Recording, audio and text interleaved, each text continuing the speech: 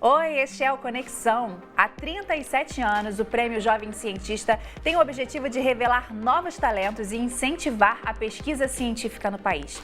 Até hoje, 194 estudantes e pesquisadores foram reconhecidos pelo prêmio, além de 23 instituições de ensino superior. A cada ano, o prêmio propõe solucionar problemas da sociedade através da pesquisa.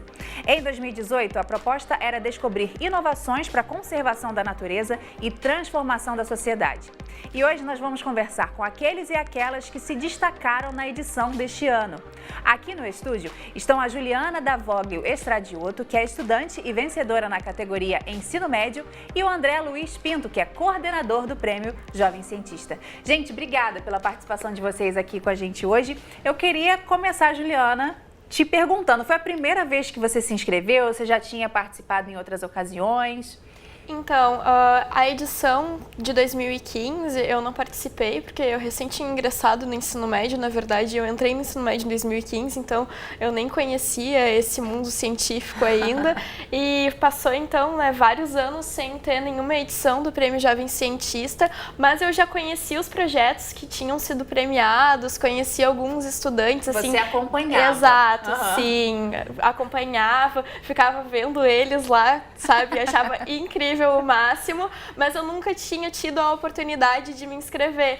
E aí agora, no meu último ano do ensino médio, o prêmio voltou e, nossa, para minha surpresa, voltou com uma temática pela qual eu sou apaixonada. E eu queria justamente falar, conta pra gente um pouco do seu projeto. Você usou a casca do maracujá para resolver uma questão relacionada ao plástico? Isso, então, eu utilizei a casca do maracujá, que é um resíduo agroindustrial que representa cerca de 50% do peso do fruto, e aí com ela eu fiz uma série de transformações químicas e físicas para transformar ela num plástico biodegradável. E aí com esse plástico, então, eu fiz uma espécie de vaso para mudas, porque quando tu for enterrar a muda no solo, não precisa retirar o plástico, pode enterrá-la junto, que se degrada em até 20 dias. Olha só, a Juliana tem um caderno, é literalmente uma obra de arte esse caderninho dela, e ela chama de diário de bordo, tem todas as informações. Eu queria começar, Tiaguinho, mostrando o que é o resultado da pesquisa. É esse aqui, que é o plástico, né, Juliana? Isso.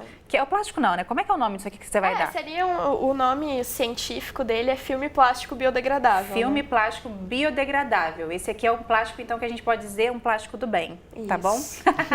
Aí, olha só, deixa eu mostrar o caderno dela agora, que tem todas as etapas do processo dela. Isso sim. Quantos anos você tem, Juliana? Tem 18. Uma pessoa de 18 anos ter um caderninho com as etapas é um pouco diferente, né, André? É verdade. Você já viu um jovem cientista assim, com essas etapazinhas todas escritas bonitinhas?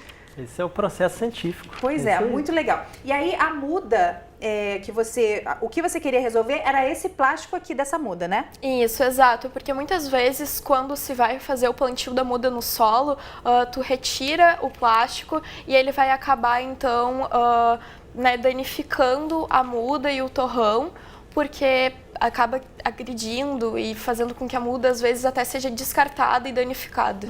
Aí lá no final do caderno, vocês me desculpem, eu vou tentar procurar aqui. Eu queria mostrar o resultado, tá no finalzinho do caderno. Eu vou tirar aqui, tá, Pierrinho? O resultado da muda mesmo, vamos mostrar como é que ficou lá no final. Aqui. Aí o resultado é esse aqui.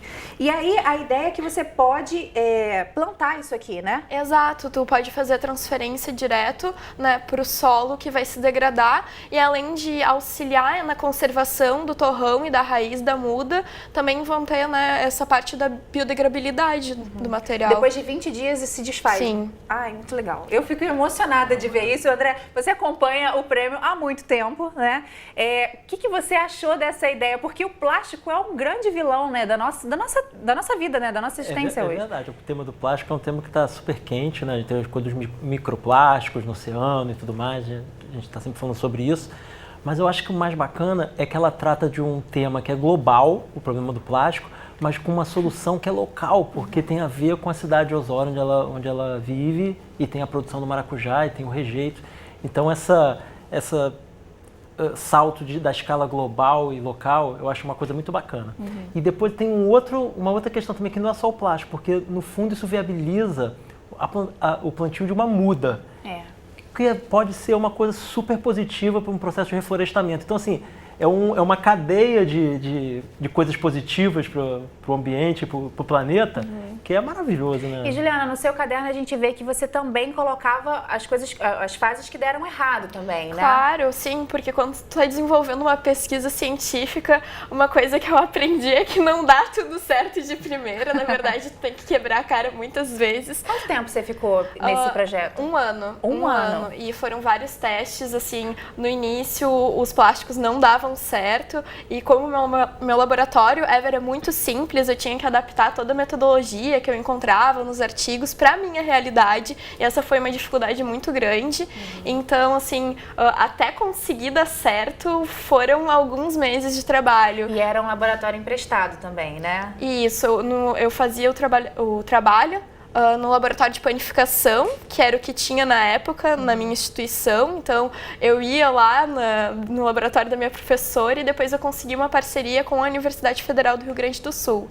Aí, dentro dos laboratórios do curso de Engenharia de Alimentos, através da professora Simone Hickman Flores, a gente conseguiu fazer os testes e fazer algo mais, assim, né, não digamos correto, mas conforme a metodologia adequado, que eu encontrava, isso. André, isso é muito bacana de ver também. É ruim por um lado, que a gente sabe que o Brasil precisa de investimento, né? Isso em tudo, para que a ciência consiga decolar. Mas ver essa obstinação dela é muito inspiradora também, né? Sem dúvida nenhuma. Sem dúvida a gente precisa investir mais em inovação, em ciência. A gente chega perto de 1% do PIB, países como China e Índia chegam a 5%, muito mais do que a gente tem que avançar pelo menos a 2%. Então, a gente vê uma menina que pega o seu caderninho, faz seu processo todo científico, que é isso que é o mais importante para a gente aqui da Fundação quando a gente trabalha com o ensino médio, né? É fazer com que os meninos queiram se interessar, entender o que é o processo científico e aí, eventualmente, entrar numa carreira científica e serem cientistas quando entrarem para a faculdade e tudo mais. Mas é muito bonita. Essa menina é uma menina muito especial. Muito legal. Obrigada, viu, por dividir sua história com a gente, porque realmente é muito legal. E aí a gente tem que mostrar mais uma pessoa legal também, que foi vencedora. Eu quero trazer agora para a nossa conversa o Célio Henrique Rocha Moura. Ele venceu na categoria Ensino Superior. E eu quero saber um pouquinho mais de como que foi a pesquisa dele. Oi, Célio, você está ouvindo a gente bem? Olá, estou perfeitamente. Olha só, você já sabe, né? O André e a Juliana estão aqui, querem te dar um oizinho. Oi, Célio! Tudo bem, Tudo Célio? bom? Tivemos lá em Brasília juntos, né, Célio? Até dia 4. É isso aí, estaremos de novo dia 5, hein?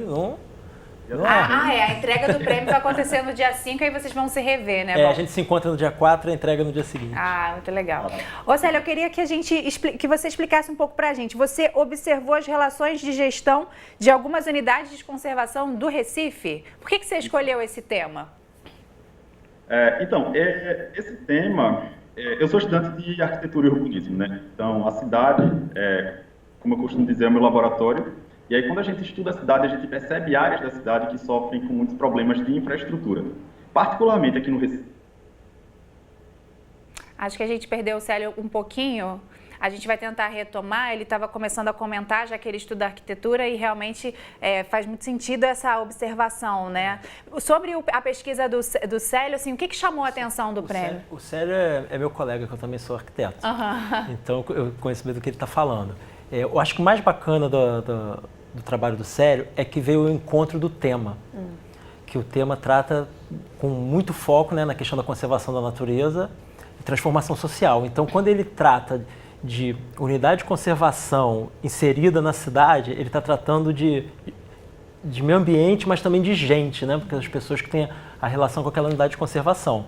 Eu acho que esse foi o ponto forte aí do trabalho do Célio. Tomara que ele possa voltar para a gente vai voltar sim, vamos torcer. poder ele explicar melhor, né? Mas, e é muito bom também ver uma área como a área de arquitetura e de urbanismo aparecendo, porque às vezes a parte quando a gente fala em cientista, a gente faz muita relação do cientista de laboratório, que faz os testes, mas tem também essa perspectiva de uma visão mais holística, digamos assim. É verdade, porque a gente não pensa em cientista e pensa no arquiteto, né? É verdade. O Célio voltou, a gente vai conseguir retomar, mas agora por telefone. Oi, Célio, tá me ouvindo bem? Estou escutando direitinho. Então, você estava começando a dizer que a cidade é o seu laboratório, né? Exato. Então, como a cidade é meu laboratório, e aí a gente começa a observar algumas áreas da cidade que sofrem com problemas de infraestrutura. Aqui no Recife, particularmente, a gente observa que essas áreas são áreas periféricas e muitas dessas em torno de fragmentos florestais. Então, essa pesquisa ela surge justamente nesse âmbito da gente tentar melhorar a gestão dessas áreas, sendo que trazendo a população para dentro dos processos.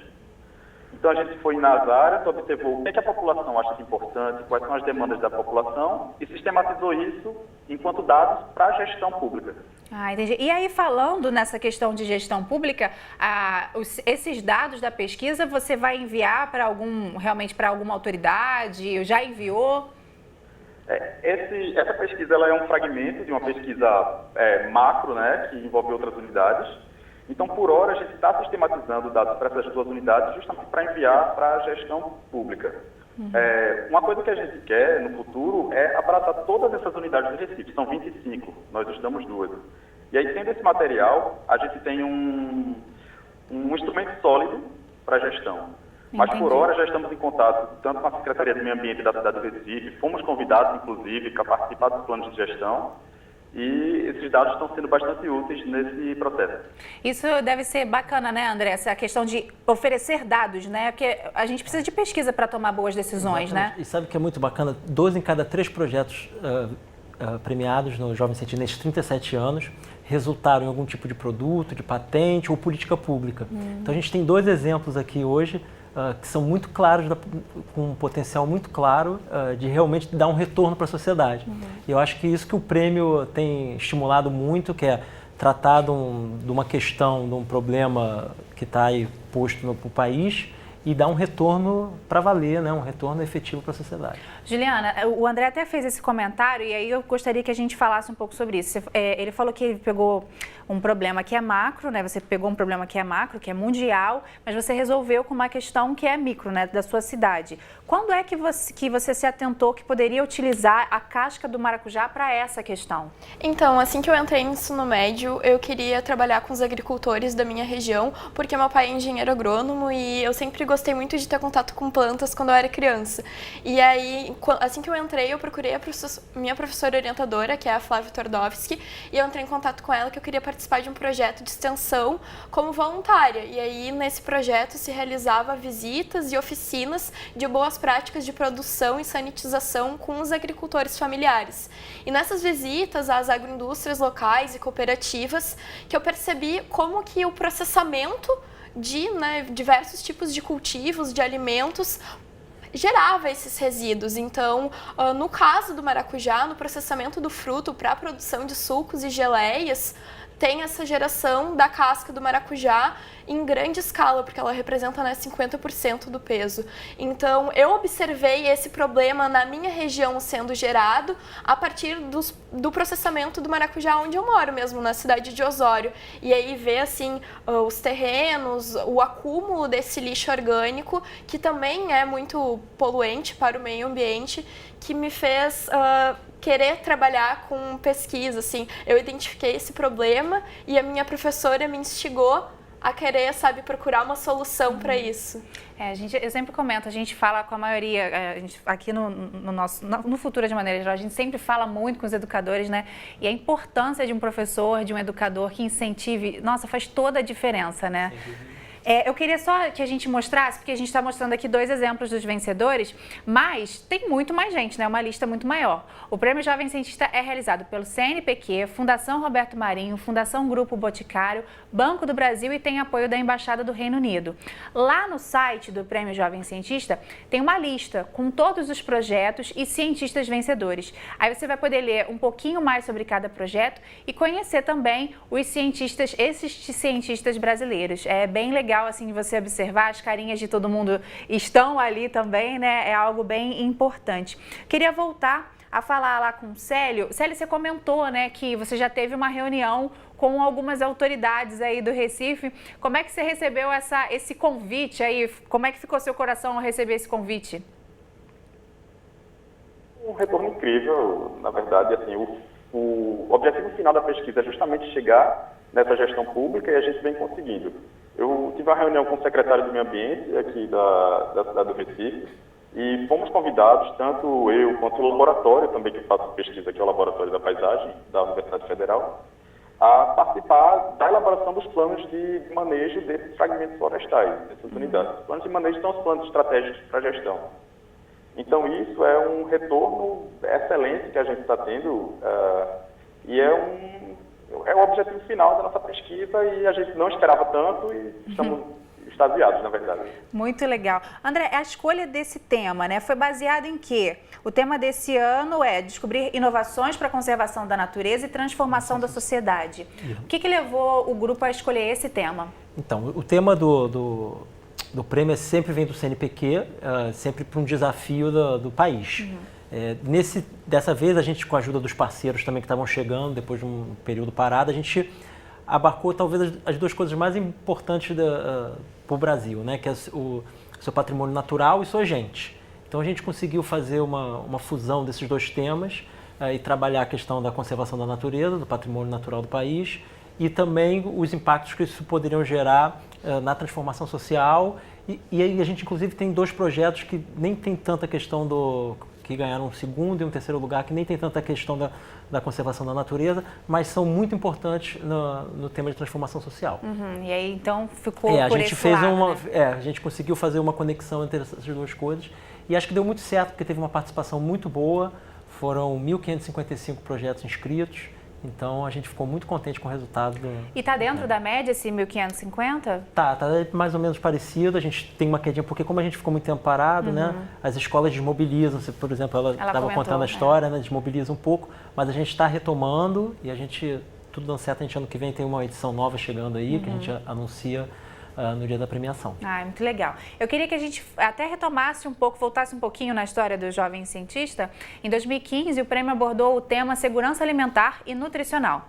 E agora a gente vai ver dois dos projetos que foram vencedores daquele ano. Na categoria Ensino Superior, a gente conhece o projeto do Deloan Matos Perini, que mora em Erechim, e na categoria Ensino Médio, o trabalho da Joana Meneguso Pasquale, que é de São Marcos, no Rio Grande do Sul.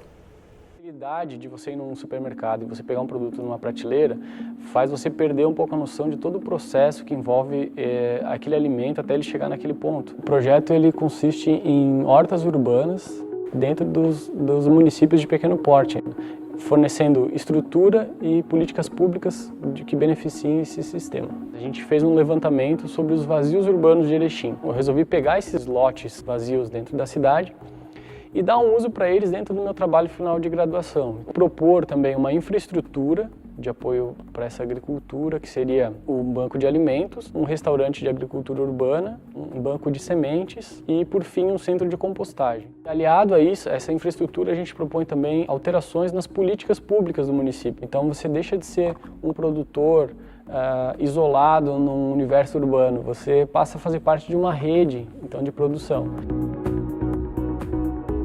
O Ministério Público começou uma operação aqui no Rio Grande do Sul chamada Operação Leite Compensado. O esquema descobriu diversos tipos diferentes de fraude que eram realizados na indústria de laticínios. Eu desenvolvi uma fita indicadora capaz de identificar 3 tipos específicos de fraude no leite. Adulteração por amidos, alterações no pH e presença de formol. Para fazer isso, eu utilizei alguns reagentes que eles mudam de cor na presença desses contaminantes. E eu incorporei isso numa fita indicadora que funciona como um teste de gravidez. Então, a fita tornaria possível para o consumidor identificar em casa mesmo se o leite que ele está consumindo está contaminado com essas substâncias. Esse tema e esses vencedores chamam muita atenção, né? Porque essa questão da segurança alimentar e tal, e eu acho que o que mais me rouba a atenção é que você vê que são soluções baseadas na observação do dia a dia. Né? Isso é muito bacana, né, André? Essa coisa de trazer solução que pode ser uma solução em larga escala, mas que você viu para um problema do seu dia a dia, né? Exatamente. Os desafios que estão apresentados na vida desses pesquisadores. Inclusive, 9 em cada 10 vencedores consideram que a pesquisa dele impactou, de alguma forma, a comunidade onde eles vivem. Então, esse é o espírito do Prêmio Jovem Cientista mesmo. É isso que a gente procura sempre alcançar, né? Ô Célio, eu queria saber o seguinte, como é que é para você que é um estudante, né, tá na universidade, ver esse conhecimento sair do muro da academia e chegar até a sociedade? É absolutamente incrível. A gente, enquanto estudante acadêmico, a gente tem essa dificuldade de fazer com que nossos projetos, nossas pesquisas passem os muros da universidade. E a recepção, pelo menos para mim, nas comunidades que eu fiz a pesquisa, está sendo uma coisa gratificante, mais do que, inclusive, a recepção dentro da gestão institucional. Porque quando a gente vê na comunidade isso rebatido, naquelas pessoas que você quer fazer a transformação, eles agradecendo, eles se vendo representados naquele objeto de pesquisa, isso é algo que acredito que toda pesquisa acadêmica, de certa forma, ela deveria ter que passar por isso, e eu me sinto muito feliz de ter sido agraciado e ter tido essa oportunidade. Muito legal. E, Juliana, para você, como é que é ver uma ideia sua, né, uma coisa que você viu, aquele monte de lixo lá, gente, o que eu posso fazer com isso? De repente, virar algo mesmo, se tornar algo e ainda receber reconhecimento?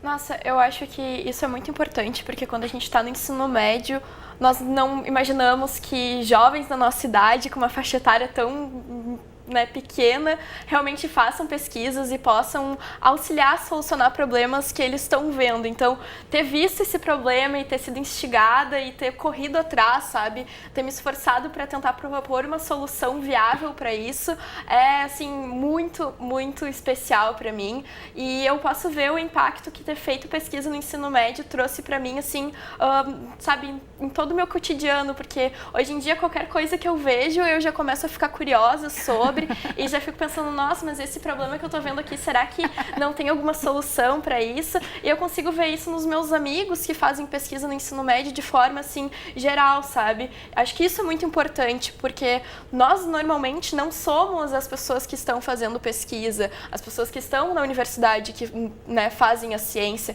A gente meramente assiste o que os outros fazem nas nossas aulas do ensino médio. E ter esse contato, eu acho que é libertador, abre a visão de mundo e, na verdade, todo jovem do ensino médio deveria, né, ter esse contato e perceber que ele também pode transformar o mundo e também pode propor soluções para problemas que afetam ele. E ser agraciada por, sabe, ter feito isso, acho que é... Nossa, muito, muito incrível, realmente. E essa questão que ela está falando tem tudo a ver com o nosso tempo, né? Com a geração maker, que tanto se fala, né? Que é a geração de agora, né? Que tanto se incentiva dentro da escola, né? Vai lá e resolve o problema, né? Isso é bem bacana. Eu tenho que dizer tchau pro Célio, porque a gente já está chegando ao final do programa. Mas, Célio, eu quero te dar parabéns aí por você ter vencido o prêmio, viu? E agradecer pela sua participação aqui com a gente. E fico muito feliz de tudo isso que está acontecendo, o rebatimento na comunidade, e agradeço também a oportunidade de mais divulgação na pesquisa e na nossa metodologia. Tá ótimo, Célio. Obrigada, viu? Volte sempre à Conexão. Sempre que você tiver novidade aí de pesquisa, conta pra gente, tá? Obrigado. Tchau, tchau. Abraço a todos. Um abraço. A gente está chegando aí à reta final, André. Eu queria que a gente falasse um pouco, então, sobre esse processo mesmo de aproximar, como o Célio falou, né? Tirar a pesquisa somente de dentro da academia. Esse é um outro pilar também do projeto, né? Do prêmio. Eu acho que essa é a coisa principal, porque a gente acaba nem tratando tanto assim da ciência mais dura, né? Ou mais pura, digamos assim. A gente quer realmente encontrar soluções para desafios do país, para desafios da sociedade como um todo. Eu acho que a gente foi muito feliz nessa edição, os resultados são muito interessantes, todos eles são muito interessantes.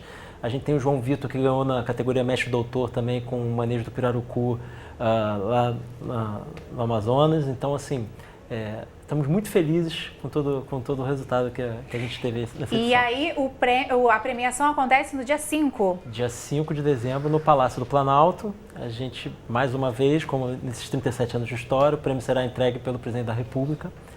E a gente está aí com os preparativos, porque tá chegando. Vai ser uma festança, né? Vocês vão poder se rever, né? Dar tchau, dar um abraço no Célio. Gente, obrigada, viu? Obrigada pela participação de vocês. Parabéns também pelo seu prêmio, né? Pelo seu projeto também. Obrigada, André, pela participação novamente. Muito obrigada. A você de casa, muito obrigada pela sua companhia. Se você quiser rever essa e outras entrevistas, é só acessar o futuraplay.org. Um beijo e até a próxima.